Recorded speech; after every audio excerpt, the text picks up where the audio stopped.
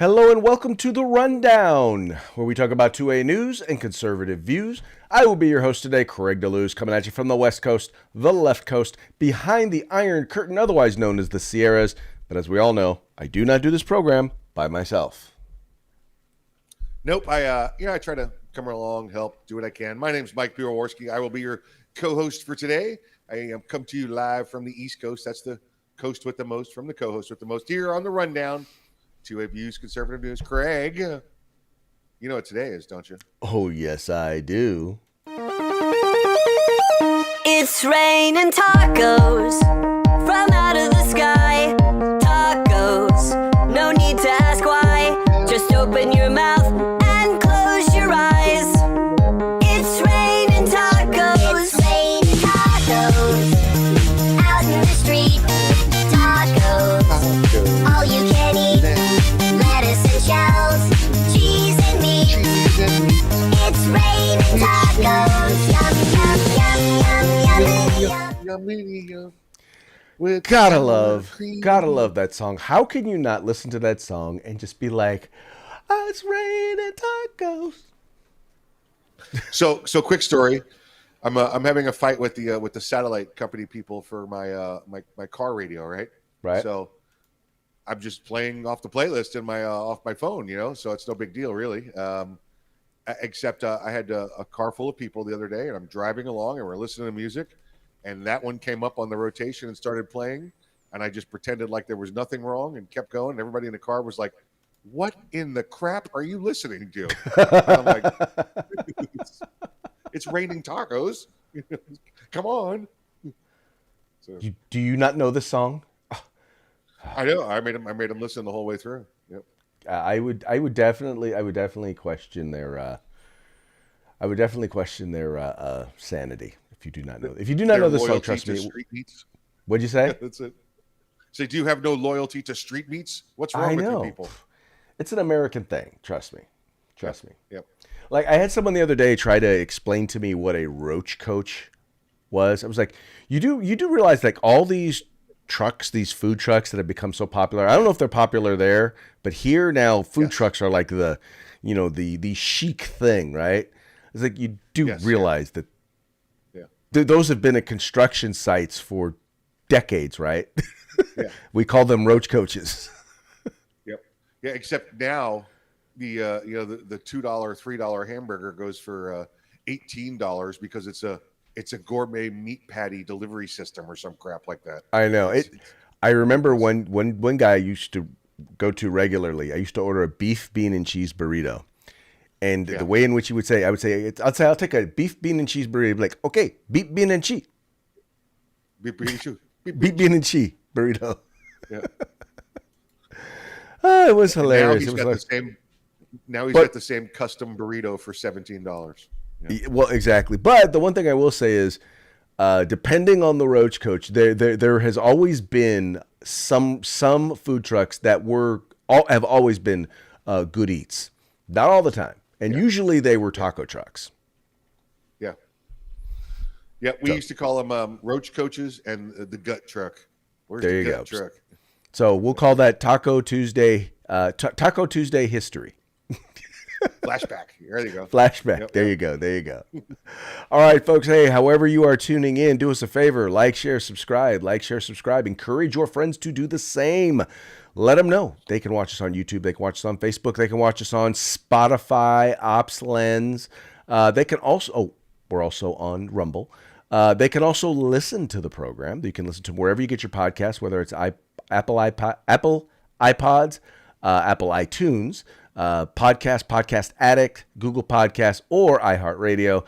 You can listen to the program, while you're driving, while you're doing whatever, while you're working in the yard, and enjoy the program all the same. But however you do it, make sure that you do it. Just saying. Yeah, do that stuff. Do it now. Do it with the guy. Do it now. All right, moving along into today's topics. You guys know we've been talking about the woke DAs that have been, some have been subject to recall elections throughout the nation. One of those, Mr. Gascon there in Los Angeles, California. Now, mind you, There have been multiple cases where individuals who he has let out of prison or have given because of short sentences or whatever have either victimized other individuals up to and including murders. We're talking people who he's let out of prison, have been let out, have gone on to conduct serious violent crimes against other individuals. Well, as it turns out, it looks like he may be surviving the latest attempt to recall him. Now, so what happened is they had until last week to turn in all of their signatures, and they had to have like something like 567 or 68,000 signatures in order to have the recall go forward for a vote. They turned in almost 720,000 signatures. And according to the Los Angeles, I guess it would be the county clerk's office, only about 520,000 of those signatures turned out to be valid signatures. Now, Mike and I had a brief conversation about this beforehand, about what we thought the outcome of this was going to be. But I think we came to an agreement as to what we thought about why and how this came to be. Did we not, Michael? Yeah, this is ridiculous. Okay, I've got to get what is it, 700,000, right? They want correct 700,000. They needed well, they didn't need 700,000. They needed 500 and something like about 570,000 signatures. Okay, 570. So they turned in over 20% of those votes, 20% over, because you always anticipate at least 10% are going to be bad votes or duplicates or people that don't live in the district or whatever.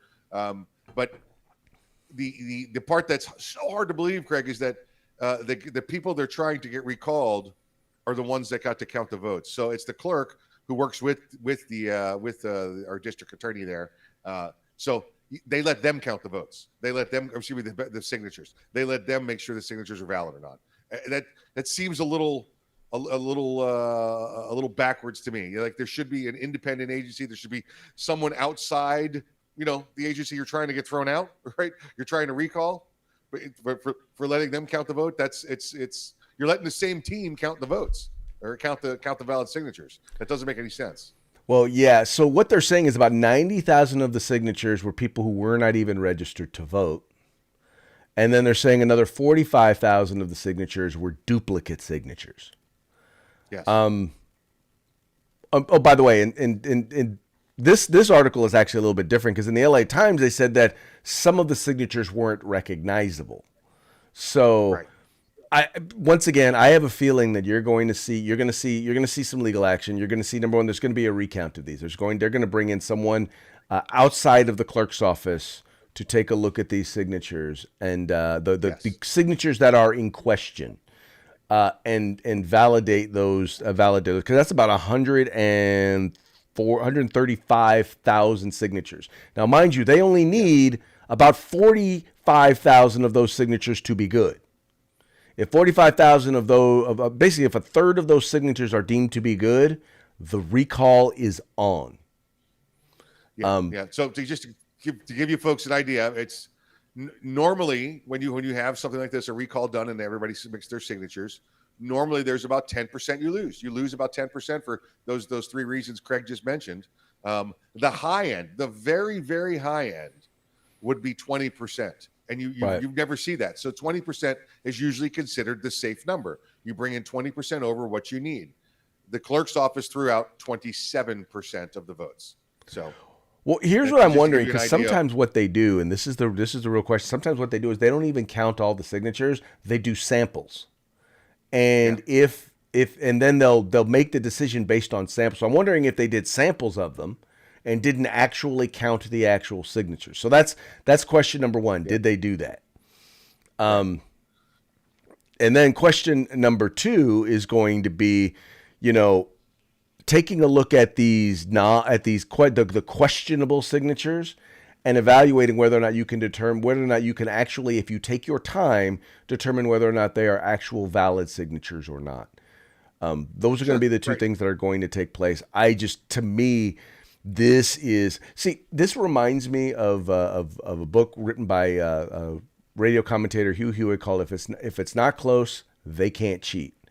And this is why it's so important that even if you think that we're going to win, even if you think conservatives are going to win, you don't pull back, you don't relax, you pile on. You give more and more. See, when you win an election 70-30, it's really hard for them to cheat. It's really hard for them to come up with enough ballots to beat you. Greg. I absolutely get that. But again, 10% is the normal toss-out number, so they doubled it. And then the clerk's office goes and doubles it again, basically, right? Mm-hmm. And it pulls out 27% and says no. So, I mean, how much more would they have gone? I mean, if they had brought in 20% over, I'm still convinced the clerk's office would have said, no, there's 35% now that's not qualified. Well, I think now they've got even if they had said that, which they're saying it now, my point is that they now have a leg to stand on. All I'm saying is now they've got something to investigate. Yes. They've got 100. They've they've got like 135,000 signatures that they can go through, and they only got to come up with about 45,000 out of those actually being valid. Because I sincerely doubt, since they turned them in last week, that they verified which one, that they've gone through and verified all of them. I sincerely doubt. Yeah, there's no way. I agree. There's probably some sort of sampling here, and that's it. Yeah. Right. So just know he's alive for now. His position is still there for now, but I have a feeling that it's this fight in this particular case is not over. Yep. Agreed. All right, moving right along. All right. I know as soon as you guys saw this in the lineup, in the rundown, I know you had to ask yourself, what the heck are they talking about? White teachers fired first.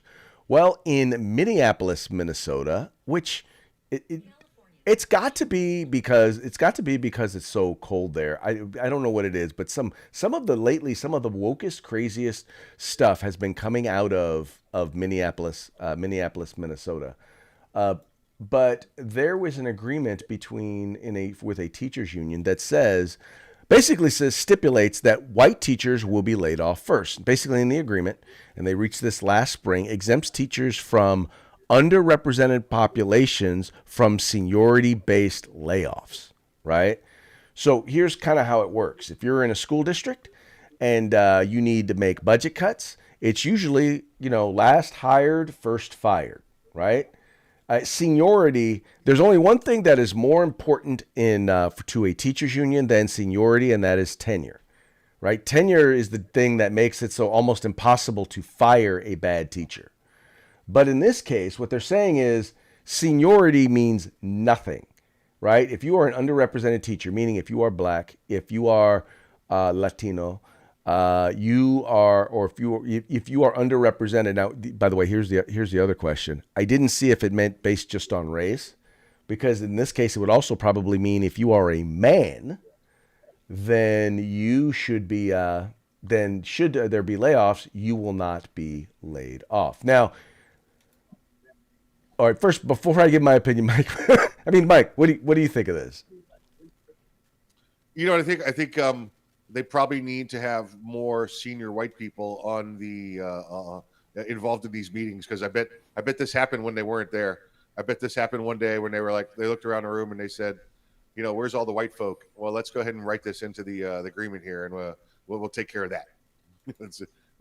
So this sounds ridiculous. And folks, here's the deal, right? Is if let's say you're in a school that's predominantly African American, you got 80% African Americans that are at that school.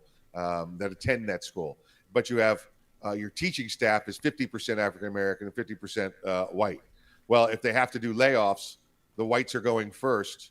All the whites have to go first before they delve into the seniority portion, because the Black teachers are underrepresented based on the population of the students. So you could have the teacher with 1 year's time in service being retained and the 25-year teachers being let go based on this policy.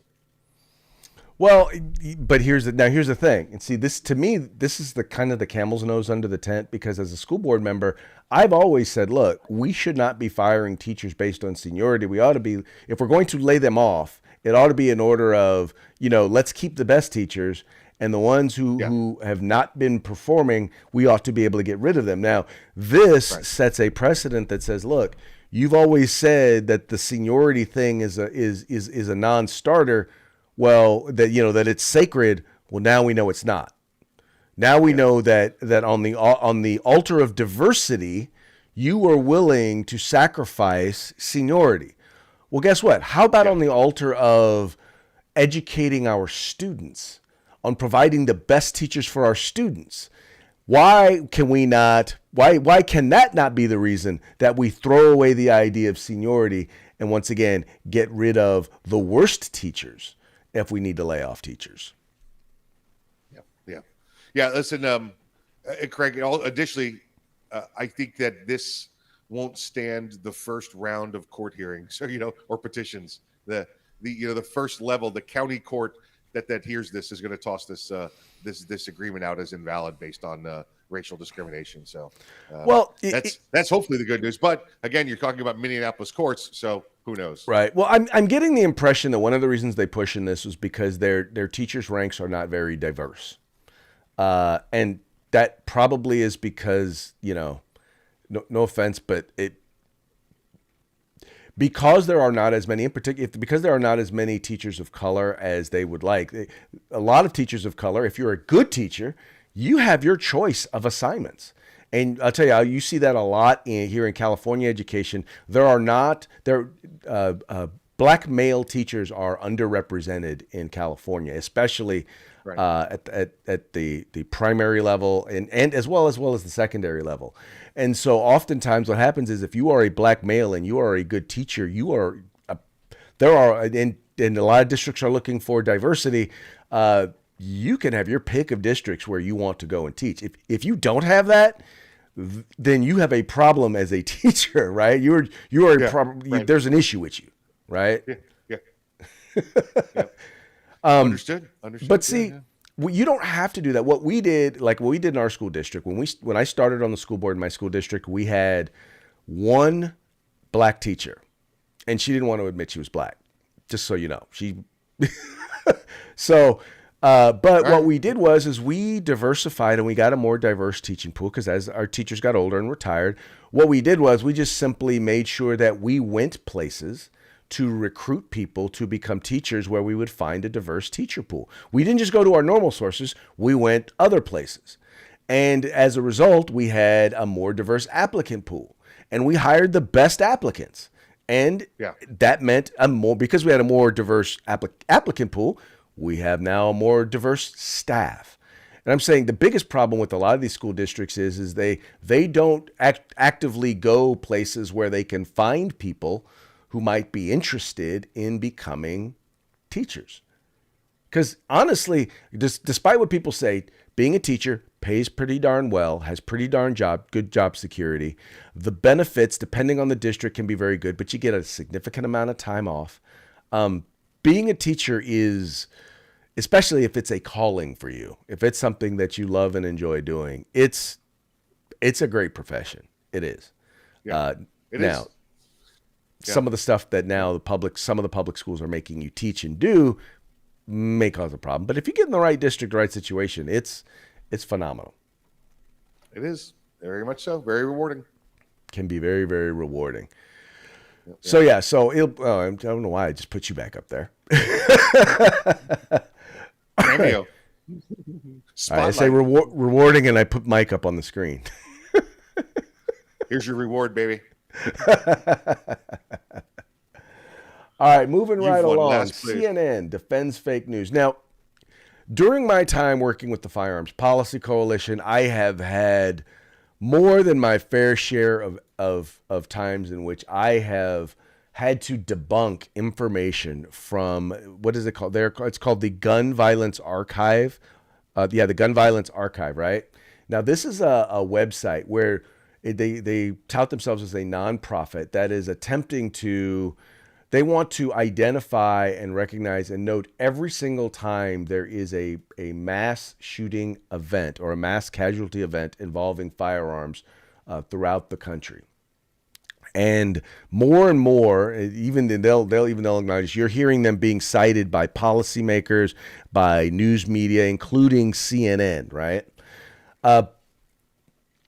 And by the way, they've actually were noted by a couple of the dissenting justices in their opinions relating to Second Amendment issues in Bruin and other cases. But here's what's funny is what happens is the instances that they use, and we all know this, Mike, you and I have talked about this before, the data that they use to determine what is a mass shooting is wholly inconsistent with what the industry has included or concluded equals what is a mass shooting, correct? Correct. We understand that the FBI standard is 3 or more, right? And that's not supposed to include the suspect. But the interpretation that we get from all these other agencies is much less. They'll go with the 3, including the suspect. They'll include stuff like the murder suicide at home. They'll include like when they talk about the school shootings. If a shooting occurred in a parking lot, an open parking lot at a school at midnight involving 2 40-year-old males, they still call that a school shooting because it happened on school grounds, even though we were, 48 hours removed from any students being there. So they also double count. If it's dual reported from one agency to another, if the fire department reports that crime because they were there to provide medical rescue, and the police department reports that crime because they were there for law enforcement issues, they'll count that as twice. That's 2 separate reports of it. So they'll find any way they can to juice these numbers. Well, yeah, and the FBI also separates out those that are shootings that are related to gang and drug violence, because they see that as a separate issue. And by the way, it is a separate issue. Yes. But they see it as a separate issue. Yet the folks over here at the Gun Violence Archive do not. They have been debunked a number of times not just by the usual suspects, folks like the Crime Prevention Research Center, but by a number of other individuals, a number of other groups, simply because, once again, their numbers just do not add up. They'll use news reports. And the news reports, and you and I both know, especially local news reports, are not always accurate. Sometimes those news reports will be updated and they won't bother to update the report.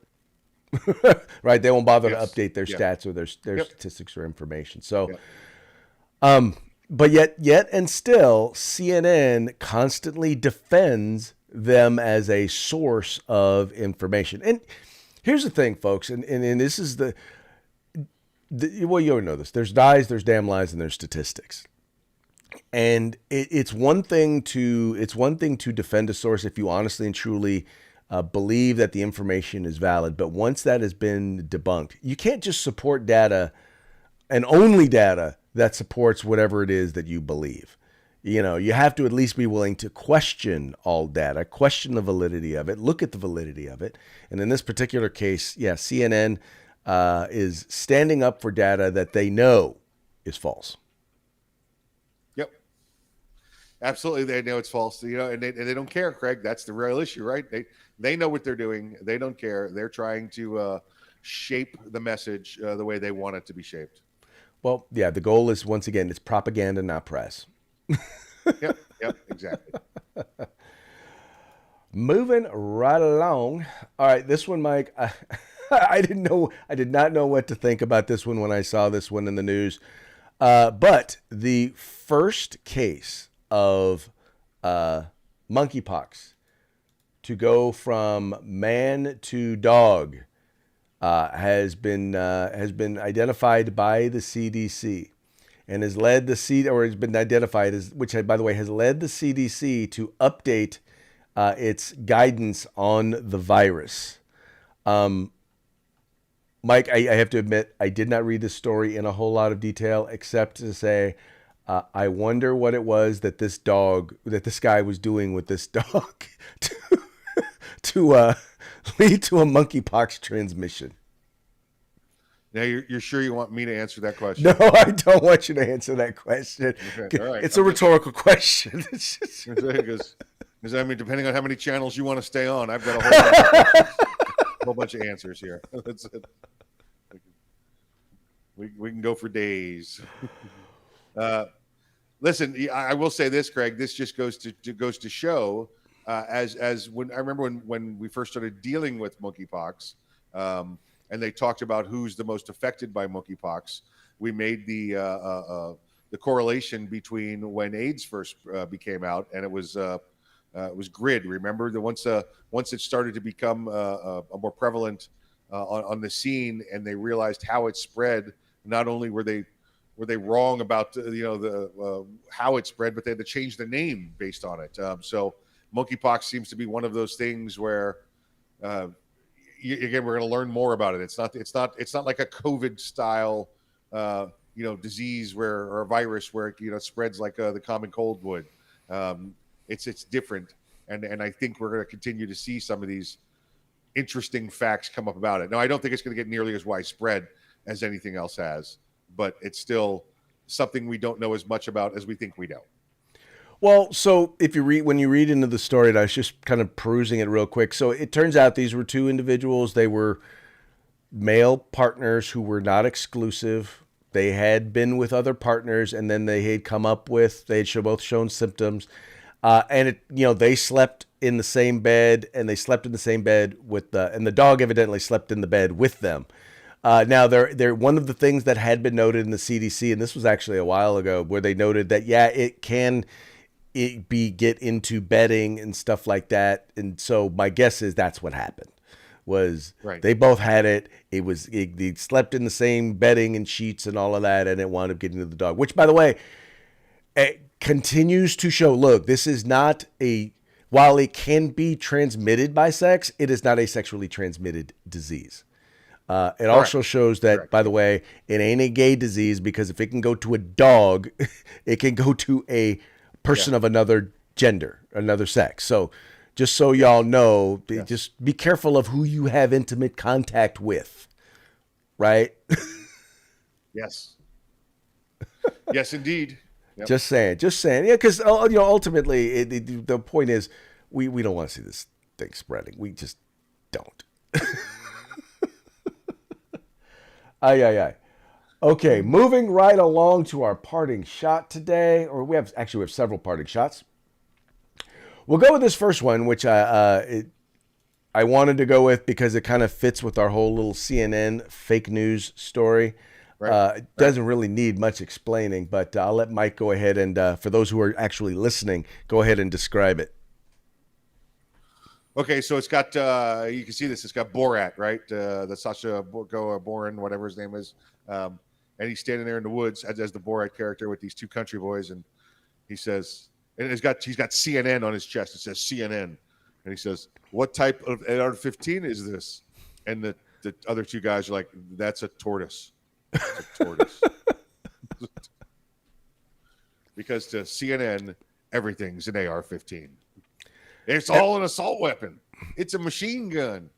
Exactly. And that's pretty much how CNN, MSNBC, ABC, CBS, CNBC, and in some cases even Fox News, that's how they all, and local news and New York Times and on, that's how they report on firearms issues. Yep. They are completely 100% ignorant, and those who are not ignorant are deceptive. Sadly, that is the truth.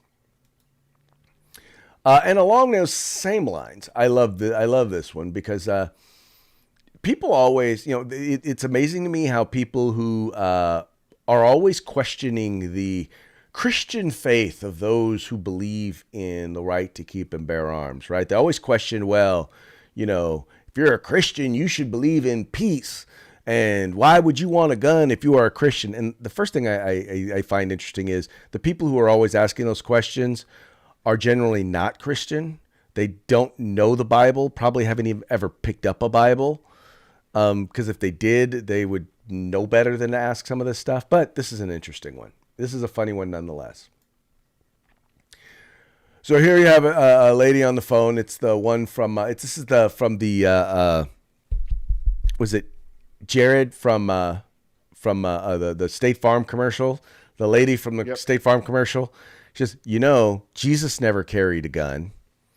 And then you have the husband saying, yeah, well, he was also nailed to a board by a tyrannical government for practicing free speech. Right? Yeah. Do I really need to explain that one, Mike? No, I hope not. I hope not. If I have to explain that one, then you're watching the wrong show. Just saying, keep watching. You'll learn. You'll get it. Yep. And remember, if Jesus had a gun, it would have been a 45. So right. By the way, he also said if a man does not own a sword, he should sell his cloak. He should sell his cloak and go get one. He did. Just saying. Yeah. All right, and the last one. Why don't you go ahead and read this one for us, Mike? Thank God that Smoking in the Boys' Room was released in 1973. Had it been today, we'd have vaping in the gender neutral area. It was also re-released, I think, in 86, 87, right? By Motley Crue. Yes. Right? Smoking in the Boys' Room. Smoking in the Boys' And and still nothing has changed. So 1987, that was the year I graduated from high school. And I need to think about how much has changed between now and then. It makes me wonder if my parents felt the same way. I mean, have we really just seen society decline that fast in what I thought was such a short period of time, but I guess evidently it wasn't. There's one root cause to it all, Craig, between the differences between 1987 and today.